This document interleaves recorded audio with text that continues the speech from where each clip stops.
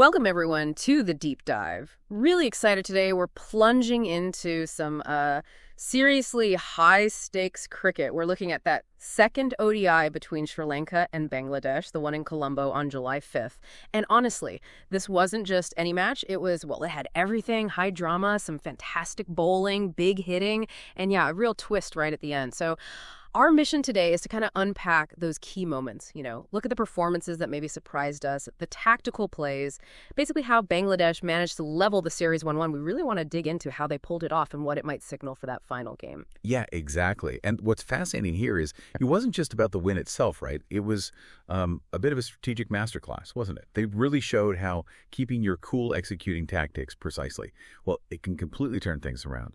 Even when the pressure is massive, they almost choke the run chase. That's a great way to put it, choke the chase. Okay, so to see that, let's start with Bangladesh's innings, because it really was a tale of two halves. They batted first, put up 248, but got bowled out in, 45.5 overs. How did their start look to you? Well, top order definitely came out looking, pretty positive. Parvez, Hossain, Emon played beautifully. That 67 off 69 balls, just some really classy shots in there. And then Towhid Hridoy, his 51, that was crucial too, sort of anchored things well after that good start. Yeah. Gave him a platform, definitely. But the question was always, could they keep it going? Avoid that mid-innings wobble. Right, and that's where it got really interesting, like you said, because they did hit a bit of a slump. But then, who pops up? Tanzim Sakib, lower order, smashes 33 off just 21 balls. That felt pretty important, didn't it? Help them recover. Oh, absolutely vital runs at that stage. His aggression was brilliant. But, this raises an important question, doesn't it? Because despite Sakib's knock, they still failed to bat out the full 50. Bowled out with more than 4 overs left. Those are the overs where you really want to cash in, the death overs. So they potentially left, maybe 30, 40 runs out there? It just hints at a little bit of maybe not quite maximizing the full innings, even with those good individual scores. Yeah, good point. Those missing overs could have really changed the complexion of the chase. Okay, so despite maybe leaving a few runs out there, they still got the job done. Which brings us to Sri Lanka's reply, and they came out swinging, didn't they? Kusal Mendis especially. Oh, swinging is putting it mildly. Mendis was absolutely on fire. 56 off just 31 balls. Mm-hmm. Wow.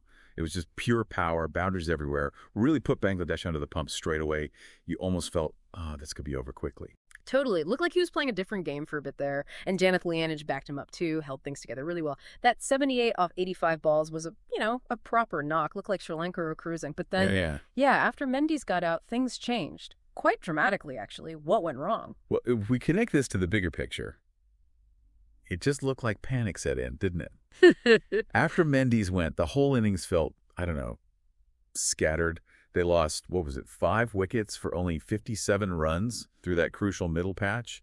And it wasn't just losing wickets, it was the way they lost them. Some really questionable shots under pressure that just sucked all the momentum out. They completely lost their way and ended up all out for 232, just 16 runs short in the end. That collapse, that was the killer blow. Absolutely. And the architect of that collapse, you have to give massive credit to Bangladesh's bowling attack, but especially one man, Tanvir Islam. Just sensational. 5 wickets for 39 runs.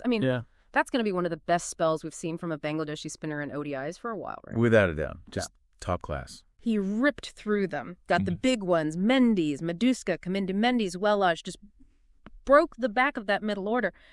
How important was just his individual effort there? Oh, it was pivotal. But it wasn't just him working in isolation, you see. Tanvir's spell was brilliant, yes, but it felt like the perfect execution of a wider plan. Yeah. It showed how Bangladesh just stayed calm. They won the key moments. The whole unit bowled well. Tanzim and Shamim gave great support, kept the pressure on constantly. They seemed to outsmart Sri Lanka tactically, didn't they? With their fields, their bowling changes.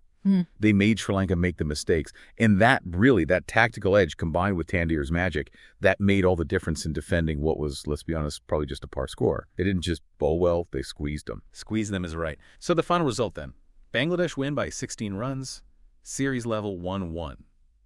Which means, all eyes are now on that third ODI, the decider. That's at Pallekele on July 8th.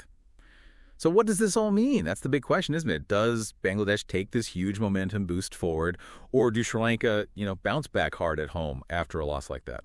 Well, I think this match really hammered home a key point, didn't it? How much composure under pressure counts, and how one player, Grabbing those key moments can just completely shift a high-stakes game. Bangladesh showed that resilience. They stuck to their guns tactically. Sri Lanka maybe just blinked first when things got tight. It's a real lesson in handling that competitive stress. It really makes you think, doesn't it? Looking ahead to that decider, it's not just about who bats or bowls better on the day, maybe. It's about which team handles the pressure cooker better. This match showed us, individual brilliance like Mendis' start or Tanvir's spell that creates chances. But it's the team, the collective tactical nerve that actually wins you the game when it's tight. That feels like the real momentum here. So for you listening, what will you be watching for in that decider? The big individual fireworks or maybe something deeper? That team psychology, that tactical battle, something to think about.